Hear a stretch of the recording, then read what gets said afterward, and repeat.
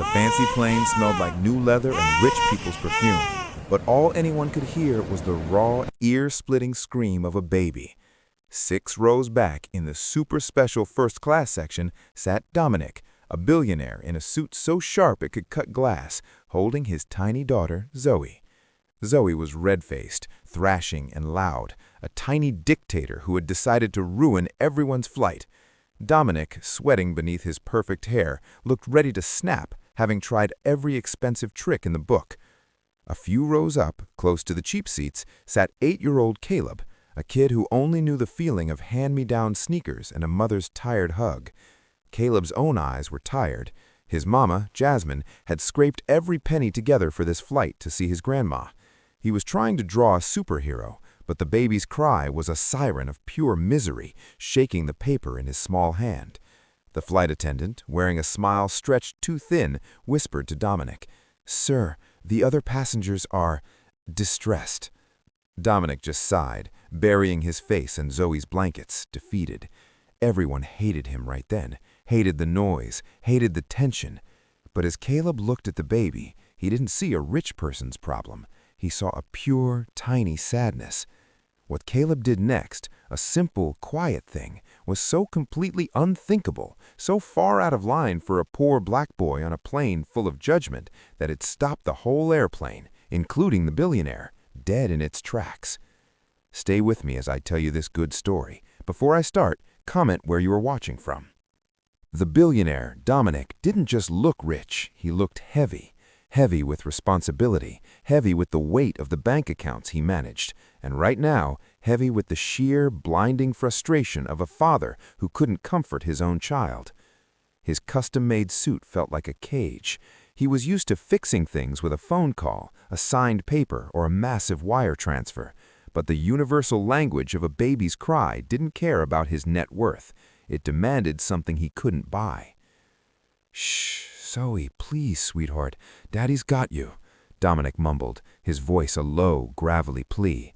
He jiggled her carefully, tried the expensive imported pacifier, then the special anti-reflux bottle.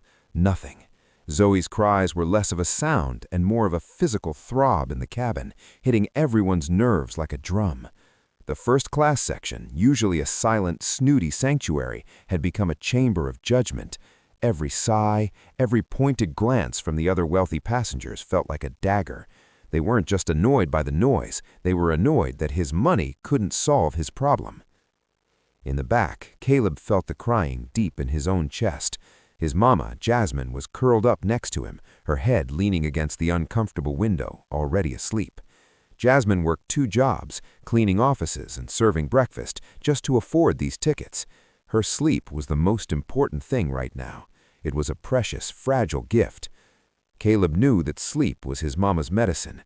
If the baby's crying woke her up, Caleb knew the tired, worried look would come back to her eyes, the look that made his own stomach hurt. Caleb was a deep kid, not loud. He spent his time drawing superheroes in a worn notebook. His favorite was Quiet Man, a hero whose power wasn't strength, but the ability to bring pure, total calm to anyone who needed it. He had drawn Quiet Man countless times. Now, facing a real-life crisis, he knew Quiet Man was just a fantasy. He looked over the seats, past the thick curtain that separated the fancy part of the plane from the regular part. He saw Dominic's face. It wasn't the arrogant face he expected from a rich person. It was a face twisted with a genuine, terrible helplessness. Dominic looked like he was fighting a monster he couldn't see. Jasmine shifted, her breathing hitching slightly. The baby's cry was peaking, a shrieking, desperate noise. Caleb knew he had to do something, not for the billionaire, but for his mama's sleep, and honestly, for the baby, Zoe, who sounded like she was in real pain. He pushed his notebook into the seat pocket and slowly, quietly unbuckled his seatbelt. He felt the cold shock of fear. He was just a little black boy from a small apartment in Queens. He wasn't supposed to be walking up to the front of the plane, especially not into the rich section. That area felt like a different country, governed by different rules. "Caleb, where are you going?" A flight attendant named Michelle whispered sharply, catching his arm. Michelle was stressed too. She had been politely ignoring Dominic for 10 minutes. Caleb just gave her the most serious, determined look an 8-year-old could manage. "I gotta help the baby," he whispered. Michelle hesitated. She saw the quiet conviction in his eyes, the total lack of mischief. She saw the desperation in Dominic's section. "Okay, but you be quick and you be quiet," she warned, letting go. Caleb tiptoed past the curtain. The light was softer here, the carpet thicker. He felt like an alien visitor. He walked right up to Dominic's enormous plush seat. Dominic, completely engrossed in his battle with Zoe, didn't even notice the small shadow standing next to him at first. He was bouncing her roughly now, trying to mask his panic. "Maybe she wants the fan?" Dominic muttered to himself, desperately hitting the overhead buttons. Then a small voice, clear and surprisingly steady, cut through the noise. "Sir?" Dominic flinched. He looked down and saw Caleb, an 8-year-old boy wearing a slightly faded t-shirt, looking up at him with enormous brown, worried eyes. Dominic's first terrible thought was security. He's going to complain. He's going to say I woke his mother. His frustration instantly turned into defensive anger. "What do you want, kid? Can't you see I'm busy? Go back to your seat." Caleb didn't move. He didn't look scared, just focused. Zoe, meanwhile, had paused her screaming for 1 second, sensing the new energy in the space, before winding up for an even louder cry. "Sir," Caleb tried again, ignoring the billionaire's harsh tone, "you're holding her too tight." Dominic scoffed. "I'm holding my daughter, kid. I think I know how to hold my daughter." "No, sir.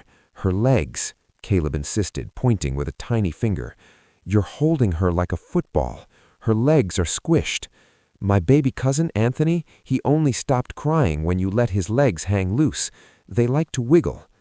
The air hummed thick with tension. The other passengers were now openly watching. This was highly improper. A poor child was lecturing a powerful man. Dominic looked at the way he was cradling Zoe. Yes, his powerful, nervous hands were gripping her tightly around the thighs, pinning her little legs against his chest. He was holding her like a package he was afraid to drop. A sudden, deep shame washed over him, momentarily drowning the frustration. He had read every book, hired the best night nurse, and still this small, simple truth came from a child he had just dismissed. He slowly, carefully adjusted his grip. He relaxed his hands, letting Zoe's little legs flop free. Her little knees immediately bent and then straightened in a small, instinctive kick. Zoe's cry didn't stop, but it changed. It went from a sharp, angry shriek to a more rhythmic, sad wail. It was a 1% improvement, but in that moment of hell, it felt like a miracle. "Now, sir," Caleb said, his voice softer now, "she's not sleepy, she's mad." Dominic raised an eyebrow, genuinely confused. "Mad? She's a baby, kid." "Yeah," Caleb nodded seriously. "She wants to see the world. When my mama is mad, she likes to look out the window. Give her the window." The instruction was so simple, so illogical in the context of soothing an infant, that Dominic almost laughed, but he was out of ideas.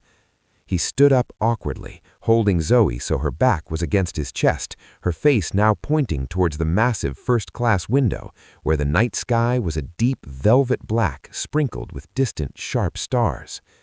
The moment Zoe's eyes landed on the endless darkness outside, something shifted. Her chest stopped heaving, her wailing turned into an unsteady gulping whimper, then into silence.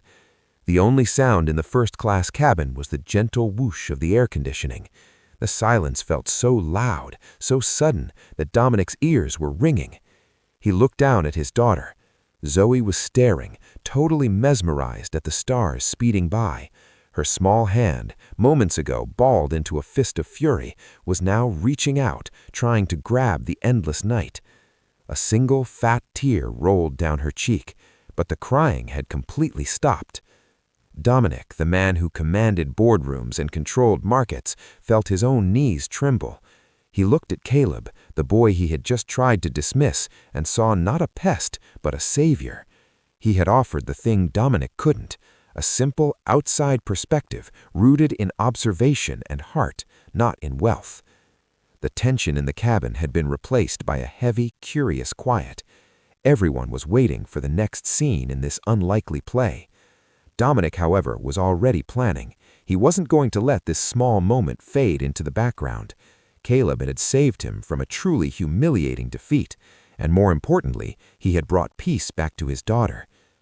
"Caleb," Dominic said, a new kind of intensity in his voice, "I owe you, big time. Let me see your mama." Caleb's eyes went wide with panic. "No, sir. Please don't wake her up. She needs to sleep. She's real tired." He took a nervous step back. The last thing Caleb wanted was for the billionaire, the source of the recent chaos, to confront his mother. He imagined Dominic, with his powerful voice and expensive suit, looming over Jasmine, complaining that her son had interfered. Dominic, recognizing the genuine fear in the boy's eyes, quickly lowered his voice. "I won't wake her, Caleb, I promise. I just need to talk to her when she wakes up. You see, what you did, it was more than just stopping the crying. You saw something I didn't. You showed me how to be a better father." He paused, adjusting Zoe, who was still staring wide-eyed at the starry canvas outside. "Look, tell you what, go sit down. When she wakes, just tell her Dominic from the front of the plane needs 5 minutes of her time. Please, don't forget." Reluctantly, Caleb nodded, his heart still beating like a frantic bird. He backed away, slipped past the curtain, and returned to his seat next to Jasmine. He watched his sleeping mother, feeling the weight of the secret conversation he now held. He didn't understand why Dominic would want to talk to Jasmine, but he knew rich people usually only talk to poor people when there was a problem. He spent the next hour drawing Quiet Man again, but this time the hero had Zoe in his arms, showing her the stars.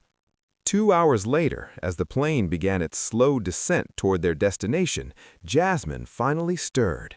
Her eyes fluttered open, still heavy with exhaustion. She looked at Caleb and managed a soft smile.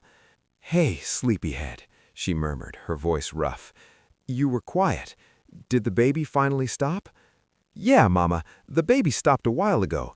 But Mama, the rich man, Dominic, he wants to talk to you. He said 5 minutes." Jasmine frowned, wiping the sleep from her eyes. "Dominic? Why would a fancy man like that want to talk to me?" She instantly put up her guard, thinking of unpaid bills, demanding bosses, or some mix-up with their cheap tickets. "He said it's 'cause of me," Caleb mumbled, looking down at his worn sneakers. "I helped his baby stop crying. I told him how to hold her." Jasmine looked at her son, so small, so unassuming, yet often so keenly observant. She sighed, her protective instincts rising. "All right, Caleb, you stay right here. 5 minutes, that's it. And if he tries to sell me a timeshare, I'm gonna be mad." Jasmine straightened her clothes, smoothed her hair, and walked with a steady, nervous confidence toward the front. When she passed through the curtain, the flight attendant, Michelle, gave her a small, knowing look and a gentle nod, which confused Jasmine even more. She found Dominic leaning back in his enormous seat, still holding and now sleeping Zoe. The sight was surprisingly tender. Dominic looked up, and when he saw Jasmine, he didn't give her the dismissive glance she expected. Instead, his eyes were serious, respectful, and slightly humbled. "Miss Jasmine," he said, rising just enough to acknowledge her, careful not to disturb the baby. "Thank you for coming forward. Please, sit." He gestured to the empty seat next to him.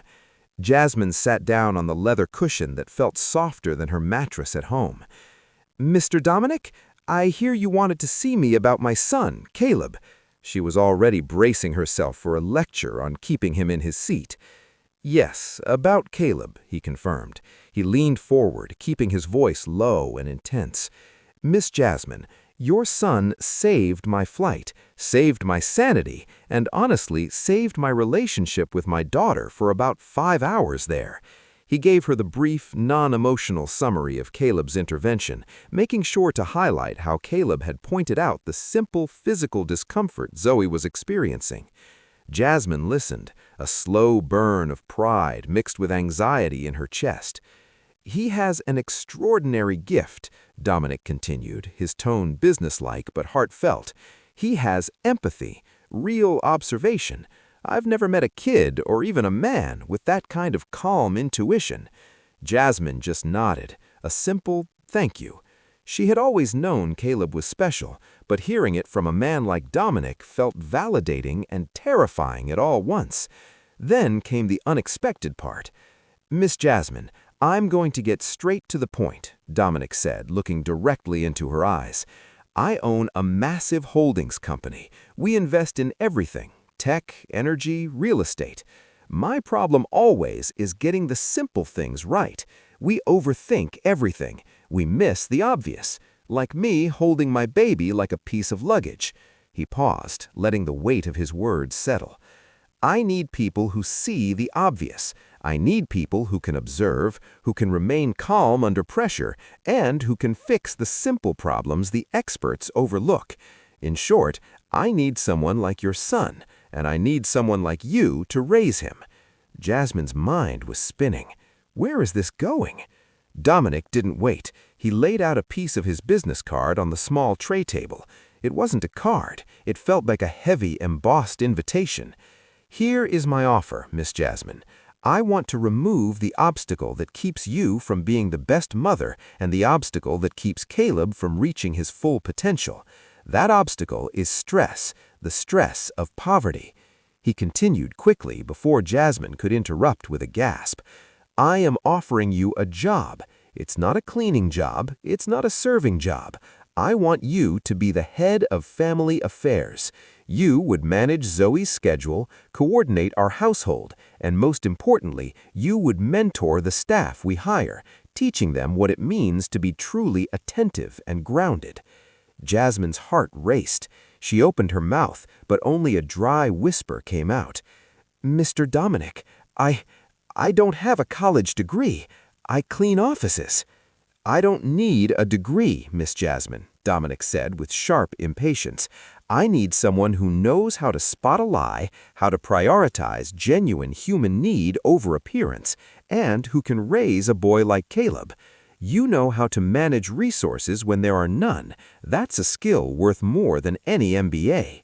The salary will cover a comfortable apartment in a great school district near our city home. Caleb will have access to the best schools, the best resources, and most importantly, a mother who is not exhausted by 3 shifts a day." Jasmine's eyes welled up. This wasn't just a job offer, it was a rescue mission. It was the sudden, breathtaking removal of the lifelong weight she carried. She thought of Caleb, always having to wear clothes a little too small, always having to be careful not to make a mess. She thought of her aching feet and the constant fear of not making rent. I don't know what to say," she stammered, tears now rolling silently down her cheeks. "Say yes," Dominic insisted gently. "But there is one more thing, a condition." Jasmine's heart sank. She knew it. There was always a catch. "What is it?" she asked, wiping her face with the back of her hand. "Caleb," Dominic stated. "He will need to spend time around Zoe, not as a babysitter, but as a presence. He is her calming influence. The only thing I ask in return for this opportunity is that you allow Caleb to occasionally spend time with my daughter, supervising playdates, or even just sharing a quiet moment, as he did tonight.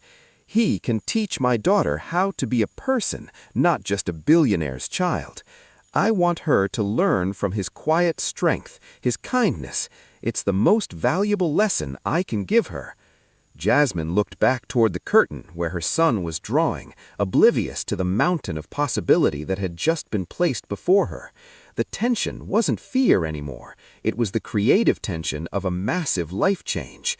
This was an invitation into a world she never thought she'd touch, all because her quiet, observant son had offered a moment of unexpected, simple kindness. The unthinkable wasn't just the act of a poor boy helping a rich man.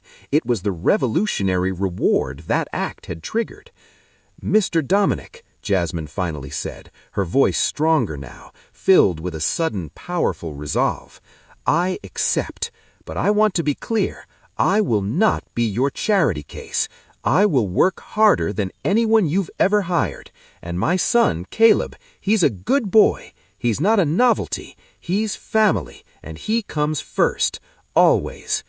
Dominic smiled, a genuine, relieved smile that made his face look years younger. "That is exactly why I hired you, Miss Jasmine. Welcome aboard."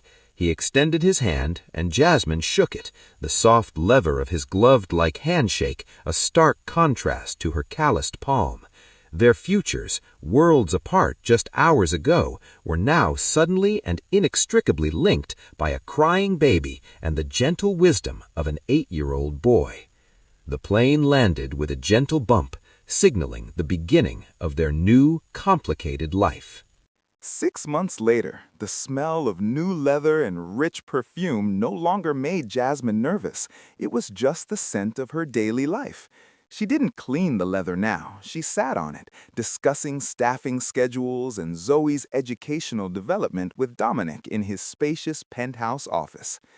The heavy weariness was gone from her shoulders, replaced by a confident alertness. She was indeed working harder than ever, running Dominic's complicated life with the same meticulous organization she used to keep her 2 minimum-wage jobs straight. She was no longer just surviving, she was thriving. Caleb thrived too. His hand-me-down sneakers had been replaced by new ones, but his quiet nature remained the same. He was in a wonderful school now, where the teachers noticed his talent for observation and encouraged his drawing. But the most unexpected change was his bond with Zoe. Dominic had kept his word. Caleb was not a babysitter, but he was Zoe's favorite person. Zoe, now almost 2, was usually a whirlwind of demands and toddler energy, but when Caleb was around, she became quiet, almost contemplative. Their connection wasn't loud or playful, it was built on shared silence. One rainy Saturday afternoon, in the enormous sun-drenched playroom of Dominic's penthouse, Caleb sat on the thick rug, working on a complex drawing of Quiet Man flying over a moonlit city. Zoe toddled over, ignoring a pile of expensive, flashing toys. She didn't whine or pull at his paper. Instead, she leaned her head gently against his knee and watched the crayon move. Caleb didn't stop drawing. He simply used his free hand to gently stroke the wispy curls on her head. The rhythmic scratch of the crayon on paper and the soft, steady feeling of his hand were all Zoe needed. She closed her eyes, completely content, nestled against his slight frame. Dominic walked in, intending to check on them, and stopped dead in the doorway. He saw his daughter, the child who still often cried uncontrollably for him, utterly peaceful next to Caleb.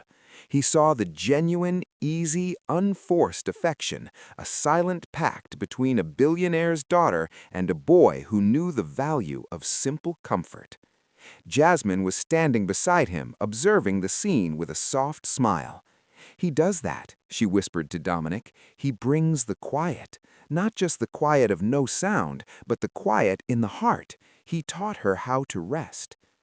Dominic watched the 2 children. He had given Jasmine wealth and opportunity, but in return, Caleb had given him the one thing money couldn't buy: peace for his child. He realized the real unthinkable thing wasn't Caleb walking into first class. The truly unbelievable, unexpected outcome was that a scared little poor boy had offered a piece of his profound, inherent humanity, and in doing so had unexpectedly rescued 2 souls, Zoe from her restless chaos and Dominic from his isolated, wealthy confusion. The tension that once filled Dominic's life, the panic, the exhaustion, the striving, was slowly being replaced by the gentle, steady influence of Jasmine and Caleb. The plane ride had been a detour that reset the course of their lives, teaching everyone involved that the most valuable things, calm, observation, and kindness, were free and often came from the people society least expected. Zoe opened her eyes, looked up at Caleb, and offered him a slow, sleepy, trusting smile, the perfect resolution to the drama that had started high above the clouds. Thanks for watching. Like, subscribe, share, and comment.